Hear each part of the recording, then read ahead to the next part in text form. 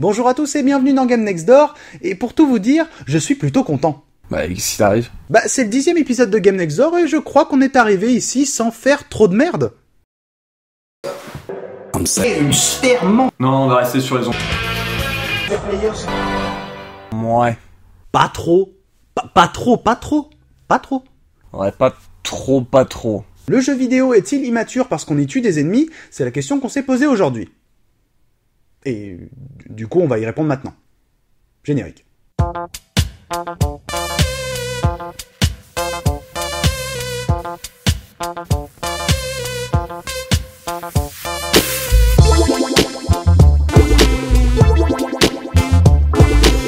Ok, avant de partir sur les ennemis, on va commencer par une petite précision. Quand on parle d'ennemis, on pense à ce qu'on appelle les IA, les intelligences artificielles. Elles sont conçues pour empêcher directement ou indirectement le joueur d'atteindre son but et sont généralement désignées comme ennemis par des procédés scénaristiques. On ne parlera donc pas de personnages joués par des humains, lesquels nous qualifierons plutôt d'adversaires que d'ennemis. À moins bien sûr que vous ne soyez un schizophrène paranoïaque et que vous considériez chaque mec que vous rencontrez en ligne comme un ennemi. Et auquel cas, désolé, la vie doit pas être facile.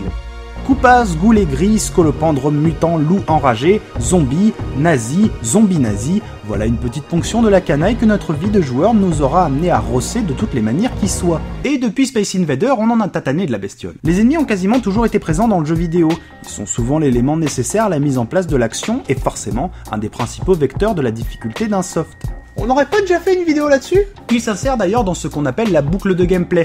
Objectif, challenge, récompense. Les ennemis sont donc un élément fondamental de game design qui va permettre au joueur d'utiliser les différentes mécaniques de gameplay mises à sa disposition. Si dans certains cas les ennemis ne sont là que pour être évités et faire obstacle comme dans un Monument de Valley ou dans un Outlast, ils sont le plus souvent là pour être gentiment massacrés. Mais en réalité ils sont beaucoup plus que ça. Le design des ennemis, que cela soit dans les mécaniques ou l'esthétique, est un élément crucial dans la conception d'un jeu. Ce sont même ceux-ci qui vont participer à donner du sens à un level design et à l'équilibrage d'un jeu. Et l'exemple le plus connu, c'est Super Mario. Les Goombas en forme de bumper qui nous invitent à sauter sur eux, et à l'inverse, les Spiny et leurs picotis vous dissuaderont d'aller y poser les pieds. C'est vraiment le cas d'école par excellence. Mais ce n'est pas le seul exemple. On peut penser à Metroid Prime avec cette espèce de scarabée qui nous suggère subtilement qu'il faut lui flamber le derche, ou les fameux clickers de The Last of Us, dont le bruit caractéristique et le design mettent tout de suite le joueur dans une position de faiblesse et de prudence. Mais qu'est-ce qui est encore mieux qu'un bon ennemi ? Deux bons ennemis ? Plein de bons ennemis. Des bons ennemis sont des ennemis complémentaires. On connaît tous le classique trio à base du maigrichon rapide, du moyen normal et du gros lent. Et ça paraît un peu con comme ça, mais c'est en mixant les compositions que le jeu va se renouveler et proposer d'autres challenges. Puis on ajoutera d'autres types d'ennemis pour s'enfoncer un peu dans la vislarderie et créer des situations uniques. Mais il sera toujours question d'équilibre. Un bestiaire réussi est un bestiaire assez large pour se diversifier, mais assez restreint pour rester marquant pour le joueur et lui permettre de saisir les enjeux de chaque composition. Et tout cela va permettre au game designer de nous diriger, de nous guider à travers son level design. Et même dans le cas d'un jeu où le gameplay est plus ouvert, chaque ennemi sera à une place particulière pour assumer tel ou tel rôle en fonction des actions du joueur. C'est encore plus visible dans les jeux où l'infiltration est possible, les ennemis devenant à la fois obstacles et chair à canon. Et c'est pour ça qu'il est difficile de faire de bons ennemis, parce qu'ils sont à la fois des éléments du game design, mais aussi intrinsèquement des amalgames de mécaniques. Mais il y a des ennemis qui ont une place encore plus particulière dans un jeu.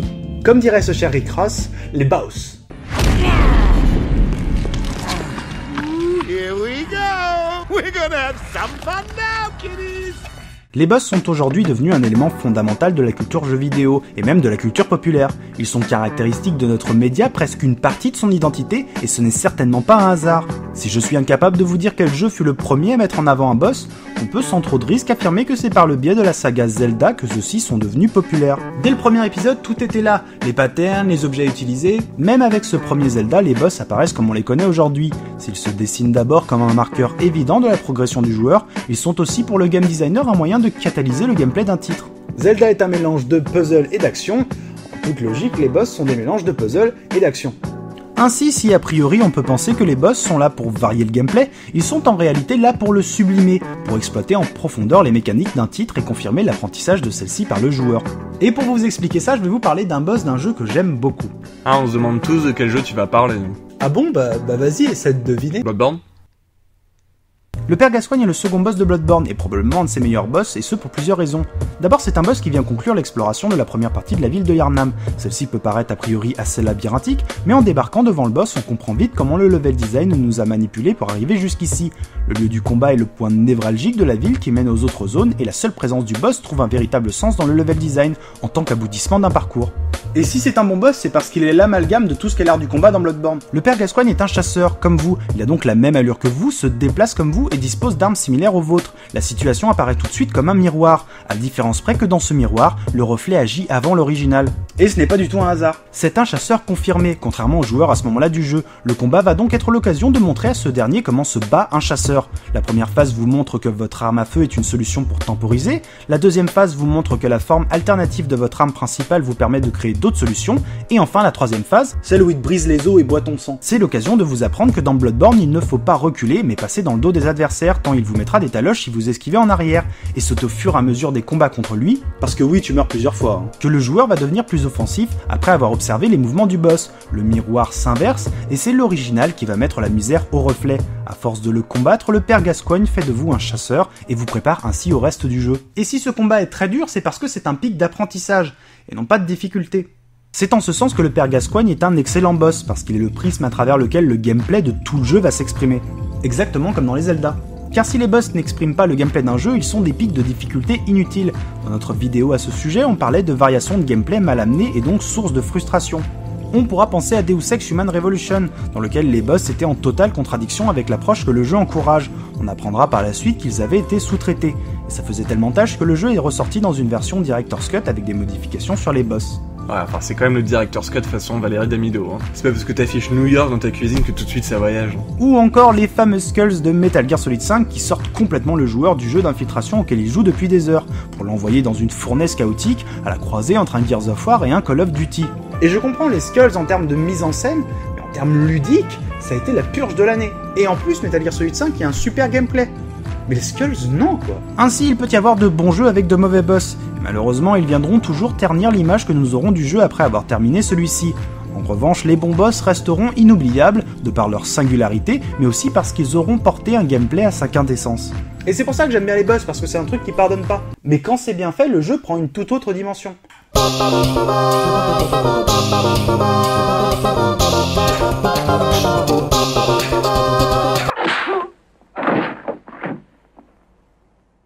Mais depuis le début de la vidéo, je vous parle quand même pas mal de buter des trucs. Et c'est probablement la plus grande source de critiques qu'on fait aux jeux vidéo. Et on peut difficilement jeter la pierre à des gens qui ne voient du jeu vidéo que ce qu'on veut bien leur en montrer.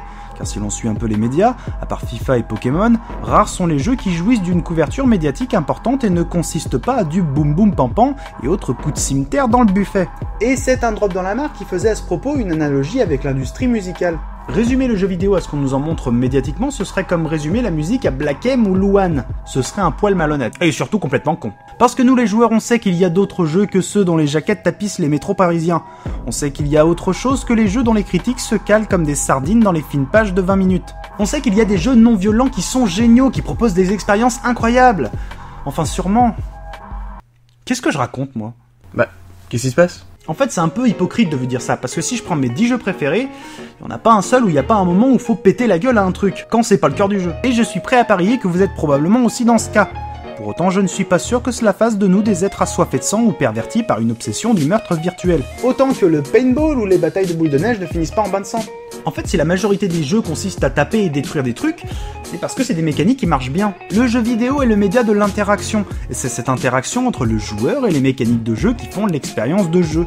Or, contrairement aux jeux de plateau par exemple, le jeu vidéo offre un truc merveilleux qui s'appelle le feedback. C'est la réaction qu'a le jeu à notre action de joueur. Et c'est ce feedback dicté par un ensemble de règles qui crée le ludisme et le fait que l'on s'amuse. Et ça, c'est quelque chose qui se passe ni sur l'écran, ni sur le visage du joueur, mais entre les deux. Et on ne peut pas comprendre ça sans avoir déjà joué. Et on en arrive à l'ensemble des actions que l'on peut faire dans un jeu, les fameuses briques de gameplay. Éviter, atteindre, détruire, etc.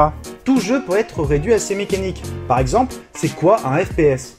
Le FPS ou First Person Shooter est un genre majeur du jeu vidéo, né dans les années 60. Non mais pas ça. C'est quoi mécaniquement un FPS ? Dans un FPS, il s'agit de se déplacer dans un environnement en 3 dimensions et de cliquer sur des choses pour les détruire. On peut tout à fait imaginer un jeu où vous êtes en vue subjective dans une boîte et dedans il y a des boules bleues qui vous envoient des boules rouges. Vous devez éviter les boules rouges et cliquer sur les boules bleues pour qu'elles disparaissent. Ce serait un FPS. Pas un super FPS, mais un FPS quand même. Ok, maintenant imaginez que les boules bleues sont des bisounours, vous êtes un choupinou lapinou et vous utilisez une baguette magique pour les endormir. Ce sera un FPS, mais je suis pas sûr qu'on me dise « Ouah, c'est violent !» Et si tu mets des super animations, ça peut être grave cool. Ok, maintenant remplacez les bisounours par des femmes enceintes, et vous n'êtes plus un lapin, mais un néo-nazi armé d'une calache. C'est tout de suite moins choupinou. Et pourtant, dans leur mécanique, dans leurs règles, ces jeux peuvent être exactement les mêmes.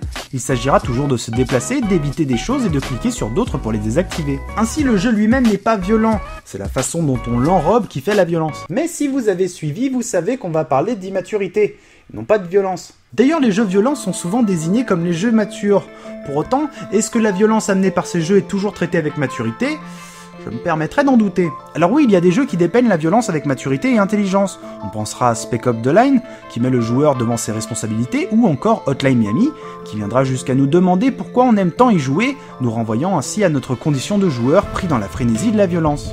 Mais il y a aussi du moins malin. Parlons maintenant d'un jeu dont nous avons vu que quelques images et qui pourtant brille déjà par sa grande subtilité, Mafia 3. Dans cet extrait de gameplay, on nous explique que le héros du jeu est un ancien soldat surentraîné, bien décidé à devenir le chef trop fort de la mafia trop puissante de la ville. Le directeur créatif du jeu insiste beaucoup sur sa caractéristique de soldat, il explique notamment qu'il est même ambidextre, tellement il a été entraîné, tellement il est méthodique, tellement il est cool. Et ça se voit quand on se met à couvert, les mouvements sont fluides et maîtrisés, le gars se déplace avec aisance au milieu des balles qui lui chatouillent les oreilles, bref, on sent le big boss qui sommeille en lui. Quand soudain, ça. So we do, we are supporting stalking in the... Et après, ça. I want to build games where people feel... Ce qui me choque dans ces deux extraits, c'est pas forcément la brutalité du truc, mais le fait que ce soit brutal. Quoi ? En fait, on nous explique tout le long de la vidéo que le mec est un soldat, donc entraîné et méthodique. Et je ne crois pas que le gros canon scié soit un exemple de méthodisme. Ici, le problème n'est pas la violence elle-même, mais qu'elle soit incohérente avec l'univers du jeu. Et au lieu de rester dans le réalisme que les gars de Mafia 3 semblent vouloir nous vendre, ils tombent dans un sensationnalisme un peu gras et racoleur. Et c'est juste un exemple parmi tant d'autres, parce que le problème c'est qu'on peut pas faire de généralité. Par exemple, j'ai pas forcément de mal avec la violence outrancière de God of War. Le jeu se prend pas une seule seconde au sérieux et c'est une véritable escalade à la surenchère. Et surtout, on n'a pas essayé de me vendre du réalisme. Et vous me direz, bah oui mais c'est du cas par cas alors. Eh bah ouais, c'est du cas par cas. Il est impossible de dire de tel ou tel type de jeu qu'il traite mal la violence, puisque chaque jeu est unique dans l'approche qu'il a de celle-ci. Si les jeux vidéo sont des objets culturels, ils portent aussi leur lot d'idéologie et de messages plus ou moins subtils à l'intention de leur audience. Il faut bien avouer que ces messages sont parfois pas bien fut-fut. Et le problème c'est que ces messages pas fut-fut, ce sont eux qui vont donner du grain à moudre aux détracteurs du jeu vidéo. Et si ici on a parlé de violence, on pourrait bien évidemment ouvrir sur les représentations de la femme, l'impérialisme américain, etc. Le problème c'est que dès que quelqu'un critique notre média chéri, on réagit toujours de la même manière. Oh, vous connaissez rien, donc vous fermez vos gueules. Moi je suis un vrai gamer, moi, ok. Et je ne suis pas sûr que ça soit la meilleure des réponses. Je pense qu'on pourra faire preuve d'un peu de nuance. Oui, il y a des trucs de merde dans le jeu vidéo. Ouais, il y en a. Et pas seulement en termes de gameplay, mais des messages qu'il véhicule. Mais c'est normal.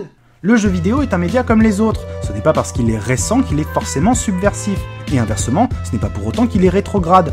C'est surtout un média qui est encore aujourd'hui en mutation et qui continue de se chercher. Et c'est pour ça que nous devons le critiquer. Je ne sais pas si on peut dire que le jeu vidéo est mature ou non. D'ailleurs, je ne suis même pas certain qu'on puisse dire de n'importe quel média qu'il est mature.